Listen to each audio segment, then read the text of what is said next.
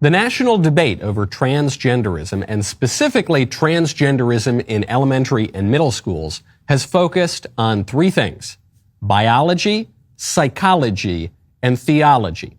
Three questions: what is a woman? What is gender? And who are we? But there's a fourth aspect that's gotten very little attention and maybe playing a larger role in this transgender phenomenon than most people seem to know. Money. Who's paying? When the White House promoted puberty blockers for little kids last week, transgender transitioning for little kids, the study that the White House cited as the scientific basis for this program came from a group called the Trevor Project. The Trevor Project is an LGBT nonprofit organization funded by the donations of individuals and corporations.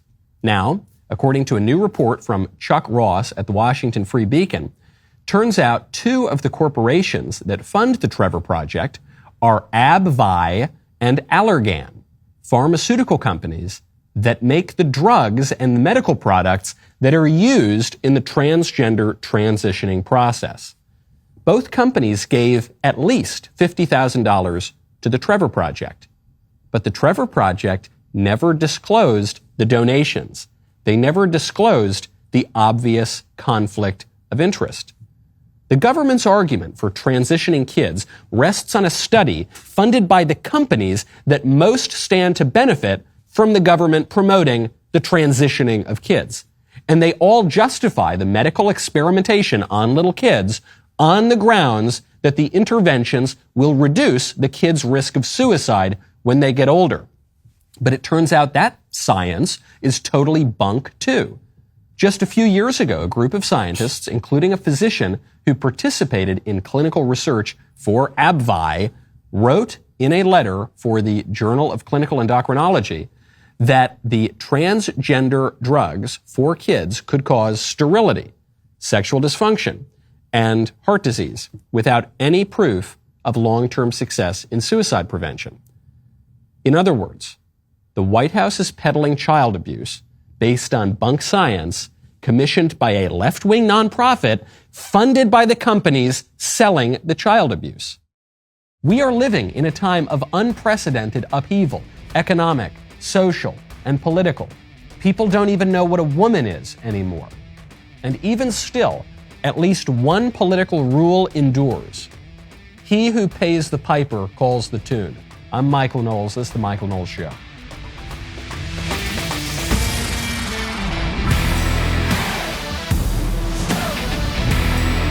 Welcome back to the show. My favorite comment yesterday is from Angela Ausmus-Gill, who says, a fetus is an item just like a black person used to be considered property.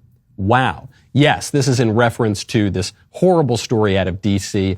where 5 babies, just obviously, undeniably full-term babies, were aborted, meaning they were killed. It was just outright infanticide. There were photos of this, and the authorities are not doing anything to the people who killed the babies, and they're actually prosecuting the people who blew the whistle on it.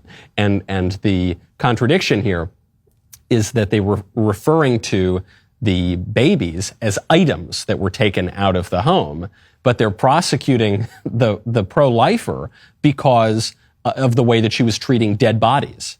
So the babies are bodies for the purpose of prosecuting the pro-lifers, but the babies are items for the purpose of letting the killers off the hook. It's an obvious contradiction. You say it's similar to treating black people like people for the purposes in the Old South of, say, representation in the government, right, the 3/5 compromise, but treating them like property for the purposes of their actual rights. Yes, that's true, and it's why I got in trouble a little while ago for making this point. It's why abortion is not only similar to slavery, it's much worse. If you have a problem with slavery, I think we all do, if you have a problem with slavery, then the issues of abortion are much, much worse. Because while slavery deprives someone of his liberty, abortion deprives someone of his life on the same kind of sick arguments. It's sick, and we've got to articulate these things. We've got to do them ourselves. We've got to make this argumentation and this persuasion ourselves. Now, when we want to do other things ourselves, like fix up our car, you got to check out RockAuto.com.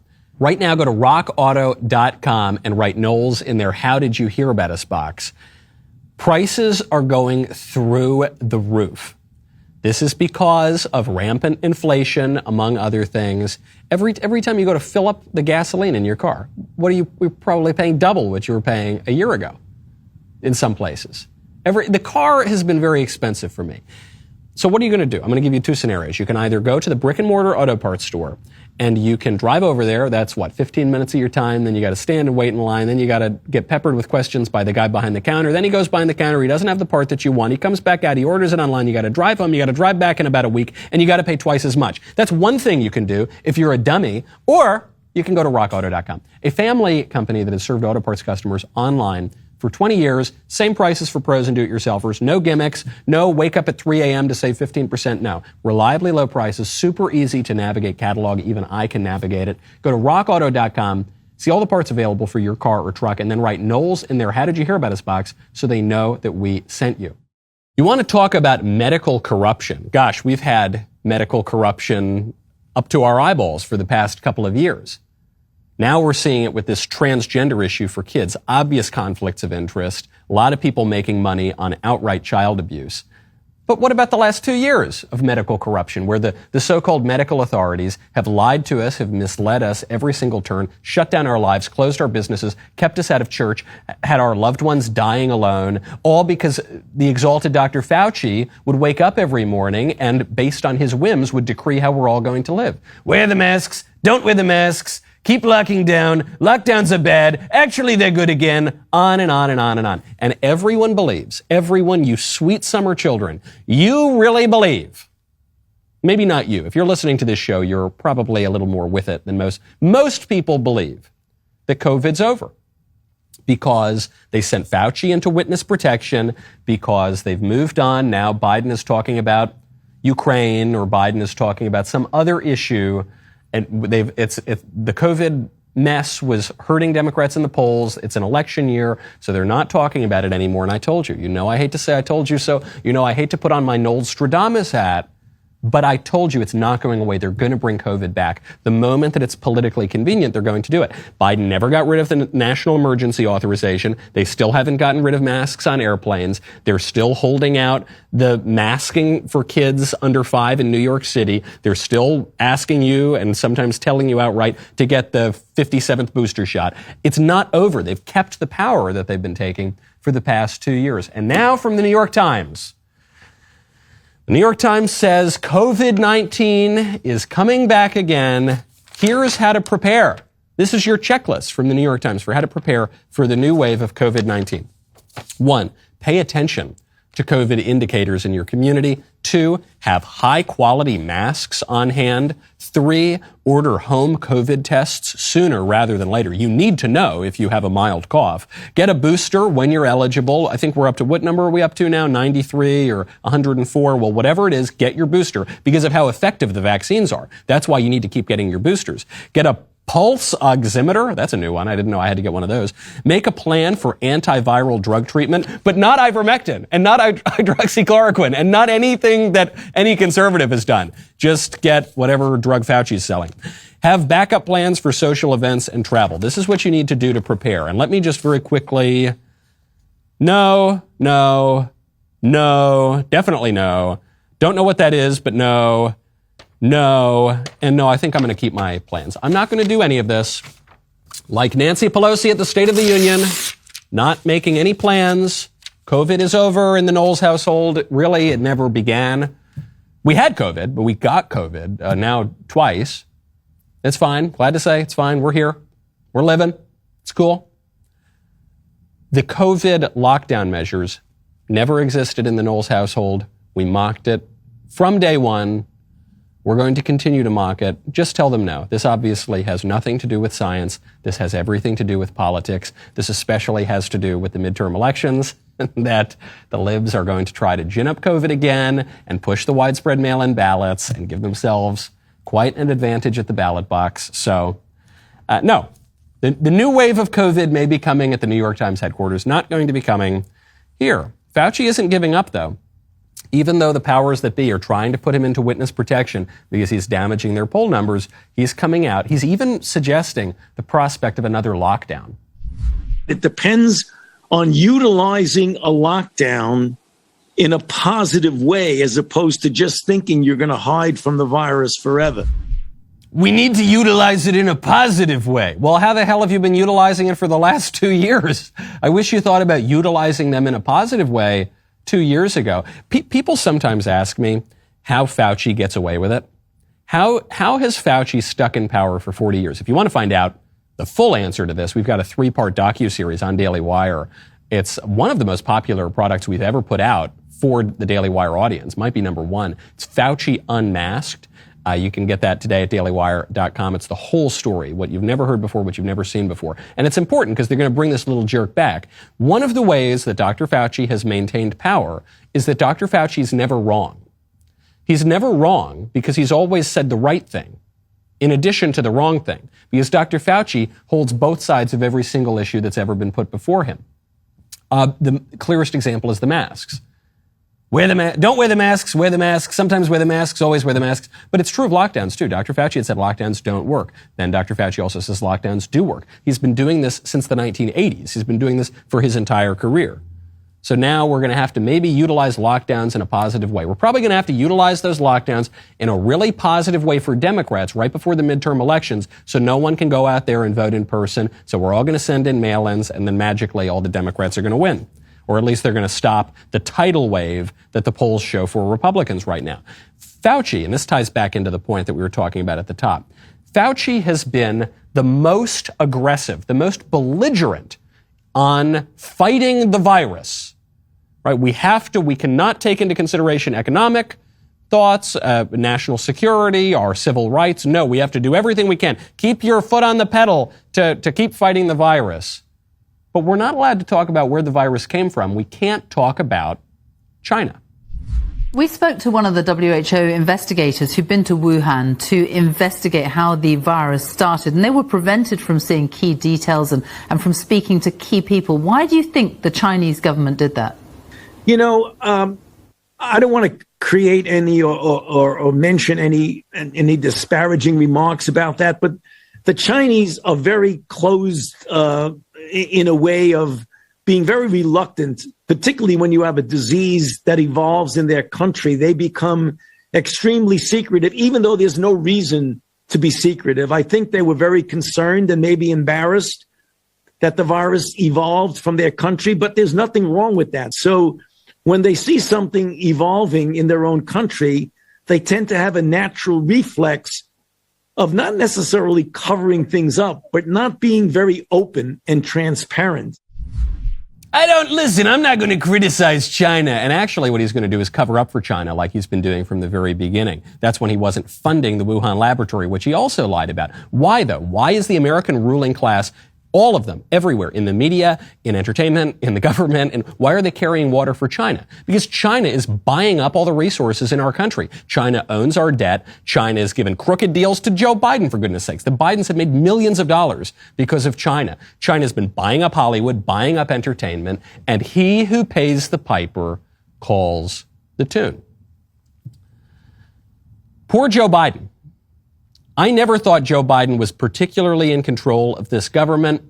Biden is an empty suit. Biden is merely an avatar for the political establishment, the deep state, the administrative state, call it whatever you want. He's always been that way for his entire career, and especially now that his braid is made of pudding and he doesn't know which end is up. But nowhere was this clearer than just yesterday. Barack Obama came back to the White House. Everyone was very excited to hear Obama speak. And at the reception, no one wanted to talk to Joe. There he is. Joe's looking around. He's trying to wave and says hello to someone, tries to get their eye. No, and then he turns around. He says, everyone's talking to Obama. Here's Joe. Who's going to talk to me, the President of the United States? Each and every one of us at some point in our lives has been this guy at a party, but we don't really know anyone there.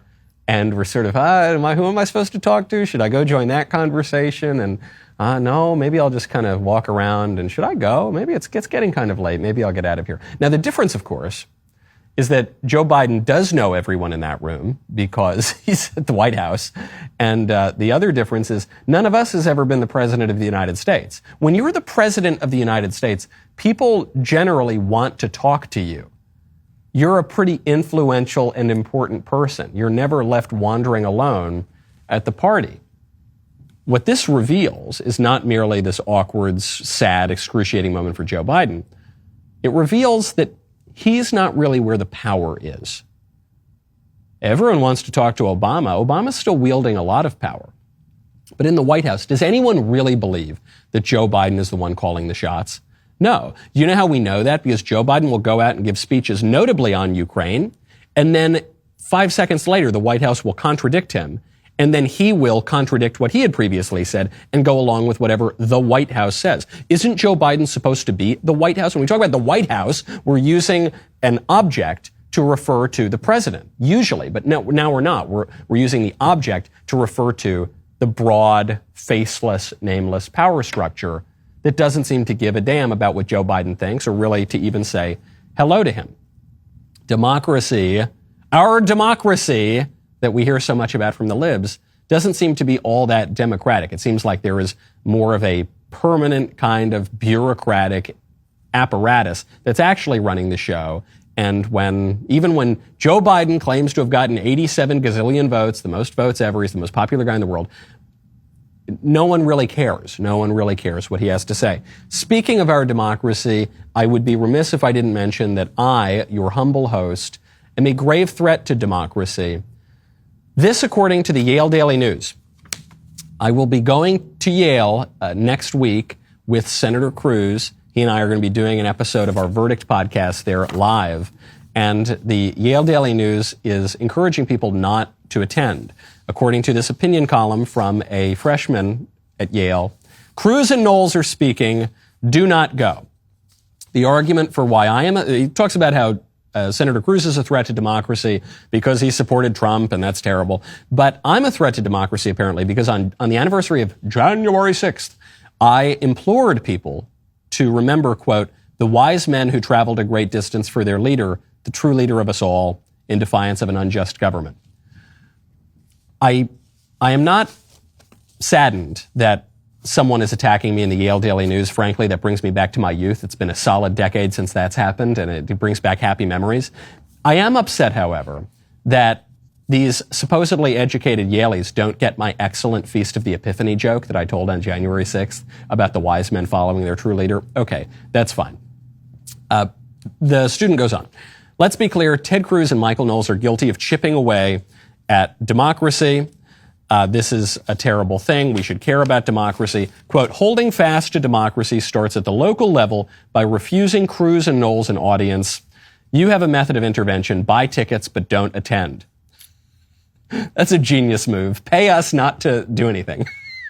You're showing us, hey, by the way, if you send me just Venmo payments right now to Michael Knowles, that'll really show me, that'll teach me a lesson. So, and the more money you send, the more of a lesson I'm going to learn, libs. Checks are fine, too. You can make them out to cash. That'll hurt. That'll sting. Refuse to legitimize the event, he writes. You signal to other Yale students and to the organization that invited them that democracy is non-negotiable and that you refuse to normalize the abnormal rather. This is what good civic action looks like. There are many ways to do this. I'm only suggesting one. Yale is an influential cultural, political, and economic institution. This is my favorite line of the whole piece.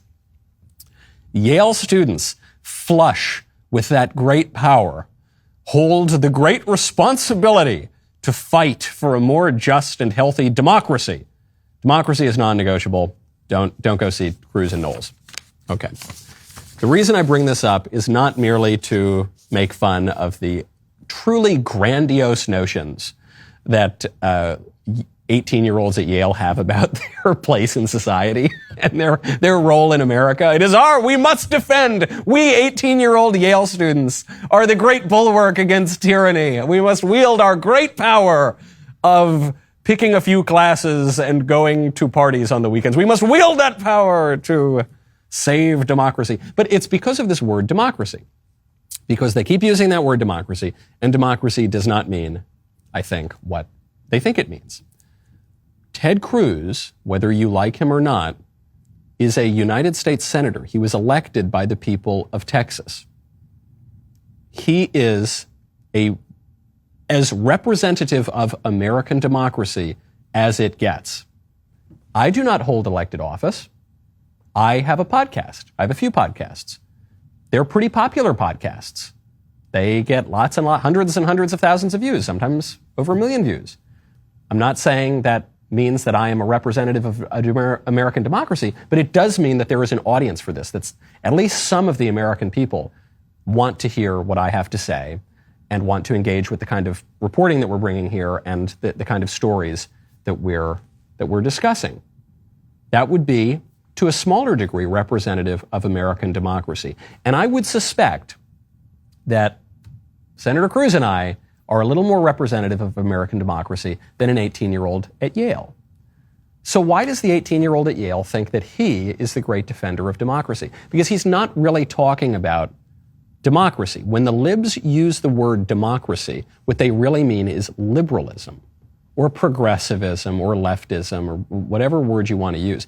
But this explains how a United States senator speaking is anti-democratic, but some extraordinarily unrepresentative, elite, far-left people are speakers for democracy. This explains how, in 2016, when the people vote for Donald Trump, that's an assault on democracy. This explains how, in Hungary, when the people vote for Viktor Orban, who is a conservative leader there, that's reported everywhere in the West as an assault on democracy, because it has nothing to do with democracy and it has everything to do with liberalism. And I think it has everything to do with the liberal and ultimately then progressive view of the world, which is that there is a clear ending point for history. There is a clear political end that we are going to. The arc of history is long, but it bends toward justice, and by justice the libs mean their political program. And this is good for everybody, and we should all know it. And so any time that an election doesn't go the way that liberals want it to, by definition, that election was illegitimate.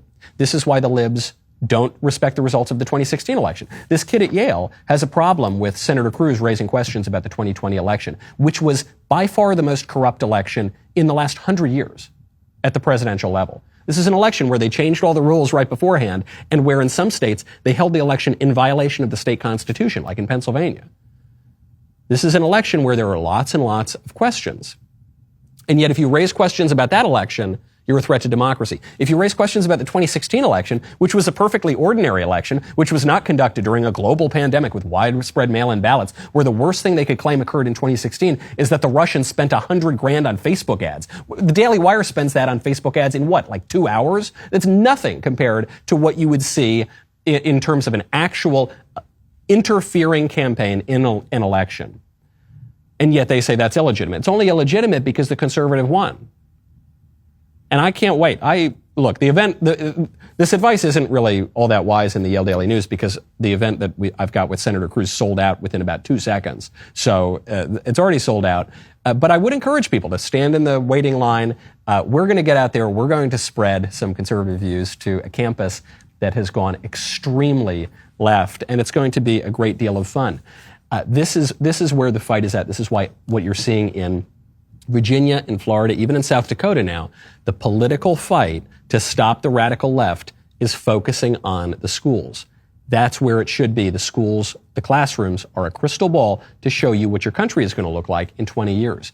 You know, Drew Klavan just released a new book. It's called The Truth and Beauty. I cannot recommend it enough. After years of studying the Gospels, trying to find the true meaning of Jesus' words, Drew is ready to share his thoughts on this. And Drew has come to Christianity in a kind of unusual way. He was a liberal, intellectual, literary figure for most of his life. And then he was baptized, I think, at age 50. And he figured his way out of the secular leftist materialism that has wrought so much damage on the world. The book is terrific. It's part memoir. It's part gospel meditation. It's part musing on the romantic poets, these English poets from centuries ago. It's a really terrific book. Head on over to Amazon or wherever you buy your books. Order your copy of The Truth and Beauty today. We'll be right back with a lot more.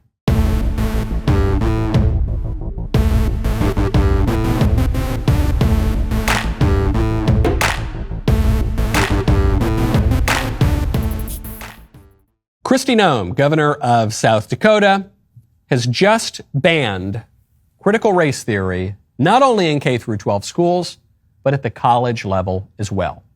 I brought 2 bills this legislative session that banned critical race theory from being taught in our classrooms in our K-12 schools, and another one that banned it in our universities. The legislature supported and passed, and I signed into law, the university one. So now in South Dakota, going forward, critical race theory and cannot be taught in our universities. They killed the K-12 one. So tomorrow I will be signing an executive order to make sure that critical race theory is not taught to our kids in our public school systems too. You go, girl. I like it. It's great. I'm not sure if this has any teeth. As she says, I brought these bills before the legislature and they got shot down. So I'm signing an executive order. Executive orders can be pretty weak. So the devil's in the details. I hope it works. But the very fact that Kristi Noem is doing this shows you where the energy is on the right. The squishes are going to tell you that Americans don't want to hear about the cultural issues. Stay away from race. Stay away from sex. Just focus on deregulation and free trade and cutting taxes. That was the common sense view on the right. And it's not true. It's not true. We know it's not true because Glenn Youngkin tried to run that campaign and he was losing. And then he turned his campaign onto transgenderism and critical race theory and he won. We know it's not true because the most popular governor in America right now is Ron DeSantis, who's not running on the, let's all kumbaya and get along and forget about the cultural issues type of sloganeering in Florida. He's running on kicking crazy gender theories out of schools, kicking crazy racial theories out of schools, and he's extremely popular because of it, both in Florida and nationally. And Kristi Noem is a weather vane. I'm not saying this to insult Kristi Noem. Good on her. I'm glad that she's fighting for these policies. But Kristi Noem infamously refused to protect women's sports in college. She had a bill come before her where the bill was going to ban men from competing in women's sports, and she shot it down. She later reversed herself on that, but she shot it down because, who knows, because maybe she didn't want to lose some sports competitions in South Dakota. Because, I don't know, again, I'm just speculating, maybe she got some calls from corporate sponsors of hers who didn't like that she was going up against transgenderism. I don't know. But for whatever reason, she shot it down. This should have been a slam dunk, clear case issue, and she shot it down. Then she got a ton of political blowback, and her political career, at least at the national level, was almost over, and so she reversed herself. You saw this with Asa Hutchinson, Republican governor in Arkansas. Asa Hutchinson had a bill about banning the transgenderism for kids come before him. And he said, no, I'm not going to do that. If a kid is being transgendered right now, I don't want to stop that process. Why? Maybe it's just because he's an idiot. Maybe it's because I'm not even saying he has a low IQ. I'm saying maybe it's because he's a moral idiot who has no sense of right and wrong and good and bad and is willing to stand by child abuse and actually encourage it and applaud it. Maybe that's why, or maybe there's a more cynical answer. Maybe it's because there are some big corporate donors in Arkansas, and maybe he got a phone call and they said, hey, Governor Hutchinson, back off the transgender stuff, and he caved. I don't know. It's happened to a lot of politicians before him. Wouldn't be surprised if that were the case for Hutchinson as well. Very often, always really, it's the case that he who pays the piper calls the tune. And so you've got all of the entrenched business interests, all of the media interests, all of the technology interests, everything is pushing these radical theories. However, there is one little glimmer of hope, which is that the people hate this crap. They especially hate the transgender stuff, and they especially hate critical race theory, and they hate it because it's no longer even just affecting them in the boardrooms, it's affecting their little kids in elementary schools, and that's just a bridge too far. And so when we say he who pays the piper calls the tune, the corporations who are throwing billions and billions of dollars around, that's a big deal. That's going to influence things. The voters still have some say in America. And as long as the voters still have some say, the politicians are maybe going to be a little bit responsive. I don't want to have too negative a view here or too cynical a view of what Kristi Noem is doing. Whatever her motivations, I'm glad she's doing it. It's a good sign coming up for the midterms. Now, the liberals are claiming that this is not an issue. Frankly, critical race theory is not even being taught in schools. You're seeing this not just from the honest and overt liberals on MSNBC and CNN. You're seeing it even from the fake Republicans that they bring on. Someone like Ana Navarro. Ana Navarro bills herself as a Republican strategist. I'm not sure when she's ever won a political campaign in her life, or even when she's really worked on a campaign. But Republican strategist, just like Democrat strategist, when you see that on TV, usually that means unemployed person giving an opinion. And so they don't know what to say. So they say, you're a strategist, okay? All right. And that happens to a lot of people. But she's not an actual Republican strategist. She's just a fake Republican who goes on TV to put the Republicans in their place. She goes on TV to say the liberals are right about everything. And so Ana Navarro just tweeted out repeatedly, 5-6 times, CRT is not being taught to children. CRT is not being taught to children. CRT is not being taught to children. My answer to her is, oh, great. So then the bills banning CRT in kids' classrooms, they're not a big deal. Great. It's not? Okay, fine. Anna, I take you at your word. Maybe. Let's just go with the hypothetical. CRT is not being taught to kids. So then you should have no problem with the bills that are banning it. I made this point to Ethan Behrman, who's a liberal friend of mine, goes on TV a lot. Ethan, I had him on this show to talk about the Florida Parental Rights and Education Bill. I said, Ethan, you're a sensible guy. Why on earth would you oppose this bill? And he said, Michael, it's a non-issue. Sexual ideology of any sort is not being taught to kids in elementary schools, in preschool through third grade. And I said, okay, great. Well, then what's the big deal about banning it? If it's not happening, then it's a non-issue. And he said, well, and he realized the contradiction. He realized how he had just undermined his own argument. He said, well, but now maybe it will be taught. I said, well, no, I actually think it won't be taught now because there's a bill outlawing it. And that was the stumbling block for him. So on the one hand, the libs are saying critical race theory is not being taught to kids, and then out of the other side of their mouth they're saying, and it's a good thing that it is. And it's a big issue because you've now got little kids being told that they are evil because of their skin color. Because they're white, they're evil. And they're going through exercises in elementary schools where they have to line up on a measure of privilege. The whitest kids are the most privileged and therefore the most evil, and the blackest kids are the least privileged and therefore the most virtuous. You've got exercises in elementary schools where kids have to apologize because they're white. And this stuff is so distasteful and preposterous, even for adults. Right? I don't know if it's because of my Sicilian heritage, because I've got a little touch of swarthiness to me. I am completely immune to white guilt. I just don't feel it. I know that white liberals feel it. I know that some white squish conservatives feel it. I don't feel it at all. I don't think that people ought to apologize for their skin color. It doesn't do anything for me. But I know that a lot of conservatives, they'll just tolerate it when they inevitably get the critical race theory trainings in the corporate sphere or even in their universities. They'll just tolerate it. We're not going to tolerate it in elementary schools. This is a uniting issue. It unites Republicans with a lot of Democrats. It unites white people with black people who don't want this kind of racial ideology, with Hispanic people, with everyone else too. It's a big winner, and it was one of the real knocks on Ketanji Jackson, who's the judge who's going to be the next justice on the Supreme Court. The Republicans are almost certainly not going to be able to stop her. Her nomination has now left the Judiciary Committee. It's going before the entire Senate.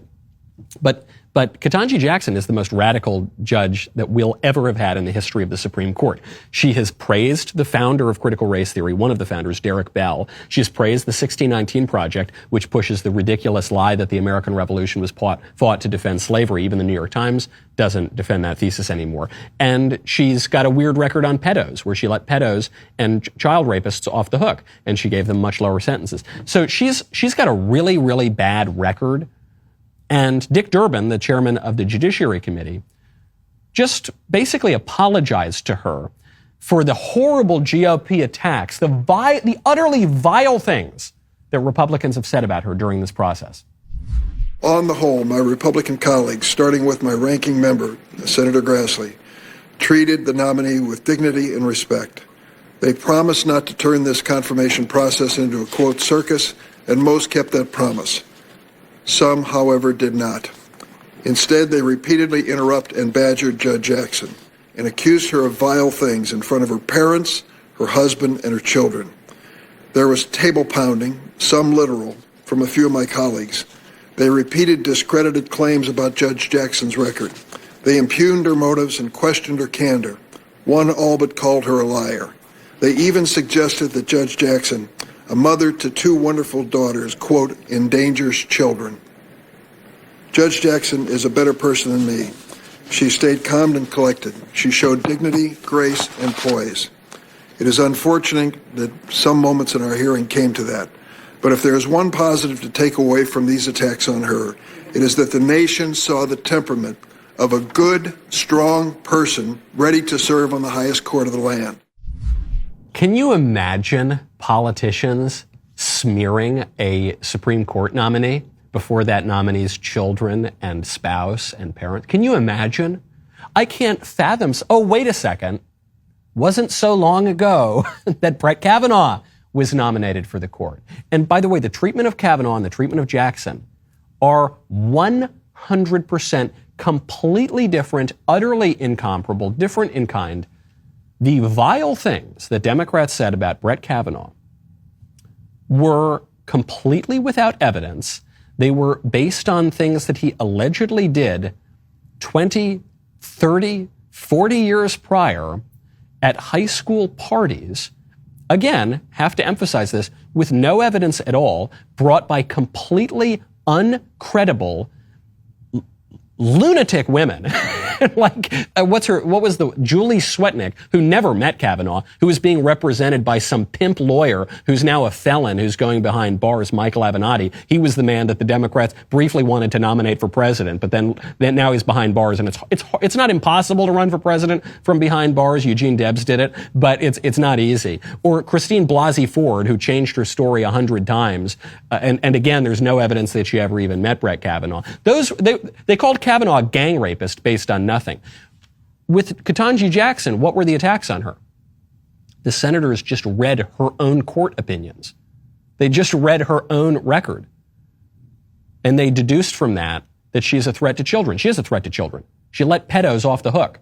She is a threat to children. She let not even just people consuming child porn off the hook. That's bad enough. She let actual child rapists off the hook. And we covered this on the show yesterday. And then one of them goes out and tries to rape another woman. Well, he should have been in prison, but he wasn't in prison because Ketanji Jackson let him off the hook. And by the way, the attacks on Ketanji Jackson were not irrelevant to her work as a judge. Forget about reading her actual record. Obviously, that's fair game. But when Marsha Blackburn asks Ketanji Jackson, hey, what's a woman? That is very relevant to her work as a judge. One, if she doesn't know the answer, then she's so stupid that she must have gone to Harvard 2 times. But two, she's going to have to adjudicate cases that rest on women's rights. Things like Title IX. If you don't know what a woman is, you can't adjudicate that sort of thing. When you ask Judge Jackson her view on natural rights, she said she didn't have a view of natural rights. That's going to affect her jurisprudence. The treatment of Judge Jackson was completely fair, completely incomparable to what happened to Brett Kavanaugh, and she is going to be the furthest left member of the court we've ever had. To quote a great man, sad. Speaking of vile things, not the vile things said about Ketanji Jackson, but genuinely vile things. This is one of my least favorite told you so's that I've ever had the displeasure of doing. The conservatives are always accused of slippery slope arguments. Oh, you don't want to go along with some radical change in society because you think that some crazy, absurd thing is going to happen as a consequence of it down the line. That's a slippery slope fallacy, conservatives. And every time that we predict some other degrading development will occur in our society as a result of some decision occurring right now, every time we predict the slippery slope, it comes true. We predicted that if you change the definition of marriage, soon enough you're going to change the definition of sex in the human person. And obviously the whole definition of the family, and you're going to get transgenderism. Obviously that happened. We predict that if you legalize abortion to any degree, you're going to go from not merely a tepid defense of legal abortion, but a full-throated endorsement. You're going to go from safe, legal, and rare abortion to abortion on demand without apology. Shout it from the rooftops. That happened. One thing we predicted was that if you lift the traditional social and political restrictions on sexual activity and you redefine marriage and you redefine the whole family and you say that now sexual morality just amounts to if it feels good, do it, you're going to have people not just having sex with each other, whichever consenting adult you want, not even just having sex with kids, which the grooming thing is on the rise and no one can deny it. You're going to have people having sex with animals. That's what we said. And everyone laughed at us and they said, oh, you're a tinfoil hat wearing kooky, crazy Alex Jones person. Daily Mail headline today, bestiality brothels are, quote, spreading through Germany, warns campaigner as abusers turn to sex with animals as a lifestyle choice. Bestiality brothels are spreading through Germany faster than ever thanks to a law that makes animal porn illegal, but sex with animals legal, a livestock officer has warned. Madeleine Martin told the Frankfurter Rundschau that current laws for protecting animals from predatory zoophiles, that means people who shtup animals, are not working because these people are increasingly defending it as a lifestyle choice. Even people listening to this story right now, they might say, oh, that's crazy, that's tabloid madness. No, there's no way that you can't possibly defend having sex with animals as a lifestyle choice. There's no way to possibly normalize that. These are the people who all said no one would ever normalize pedophilia, which is occurring right now. They're even trying to change the word for pedophile to minor attracted person. They're trying to reduce the penalties for pedophiles. Actually, our next Supreme Court justice did just that when she was planning policy and when she was sitting on the bench. They say there's no way you could ever do it with animals. Why? Why? Well, the argument is because animals can't consent. Sure, kids can't consent. And we're now, not only are people reducing the stigma for having sex with children or consuming child abuse images, now we're saying that children should be allowed to lop off their genitals. If a 16 or 17-year-old can't consent to having sex with a 20 or 21-year-old, and that's what the law says, I think in most places that's what the law says, why on earth could a 6-year-old consent to making not just a temporary sexual choice, but a permanent sexual choice to fundamentally destroy his body chemistry and sterilize himself? Why could that happen? I don't know, but the libs are pushing that. The White House is pushing that. But furthermore, why does consent matter in our dealings with animals? We eat them. I don't think the animal consents to be eaten, does it? We skin them and wear their skin as our clothing. We do everything we do with animals is even when you're just ordinarily sort of shepherding the animals, growing fur on their growing wool on the sheep and doing all sorts of things. It's not consensual. You're not getting a contract from the sheep.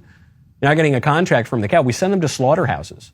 So if we can kill the animals, if we can put them in terrible conditions, if we can wear their skin as our clothing, why can't German perverts shtup the animals? That seems less. If we're saying that rape is one of the most grievous crimes, but less grievous perhaps than murder, then why are we allowed to cut up the animals and chop them up and eat them and have them on our dinner plate, but German perverts aren't allowed to shtup them? You can't do it. You can't. There's no argument from just consent that is going to get you there. Okay, and this, unfortunately, on the left, absolutely, but even on the right, you've seen people distill all morality about all things, not just sex, but everything, down to consent. Well, if consenting adults want to do it, that's fine, and it's not the government's role to stop them from doing it. This is why you're seeing people try to liberalize drug laws. This is why you're seeing people liberalize laws against mutilations, against suicide, for goodness sakes. Well, if people consent, it's all fine. It's not. Consent is an important moral consideration, but there are other moral considerations too. What we're seeing in Germany now, do not be surprised when Nostradamus predicted that this sort of thing was coming to America. Speaking of the sexual revolution, we have a very important update from the sexual revolution. The other day, Blake Masters tweeted out in response to some leftist provocation. He said, not everything has to be gay. And he's wrong about that. Everything has to be gay. Everything is going gay. You know this? It has to be, because the sexual revolution has to be complete.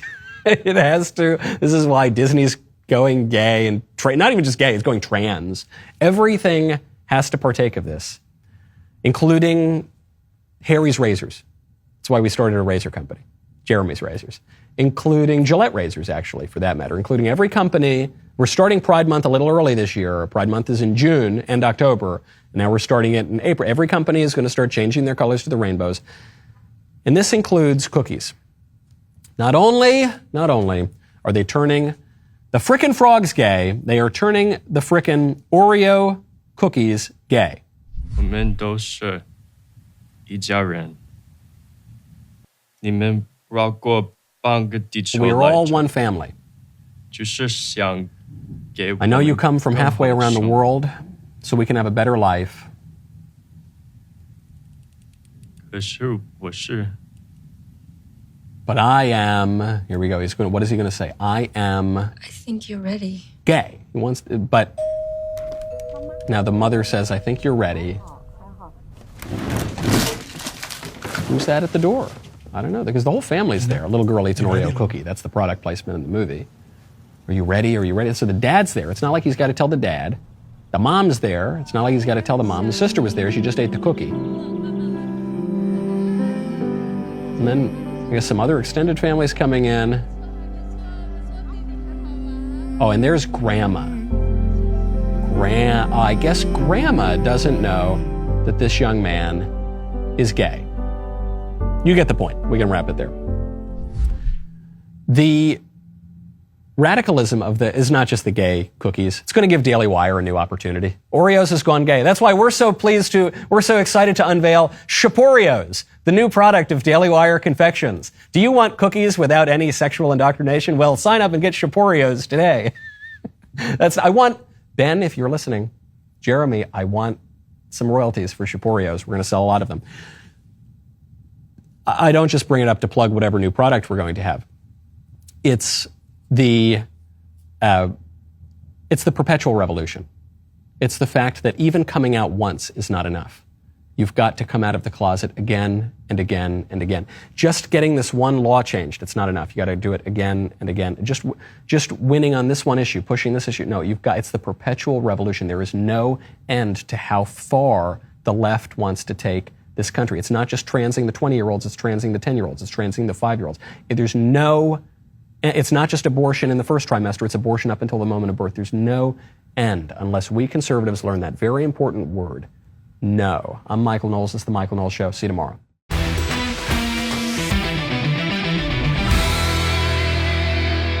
The Michael Knowles Show is produced by Ben Davies. Executive producer, Jeremy Boring. Supervising producer, Mathis Glover. Production manager, Pavel Vidovsky. Editor and associate producer, Danny D'Amico. Associate producer, Justine Turley. Audio mixer, Mike Coromina. And hair and makeup by Cherokee Hart. The Michael Knowles Show is a Daily Wire production. Copyright Daily Wire 2022. Today on The Ben Shapiro Show, Barack Obama arrives back at the White House and the media drool all over themselves. And meanwhile, Joe Biden is just walking around in the background and no one wants to talk to him. That's today on The Ben Shapiro Show. Give it a listen.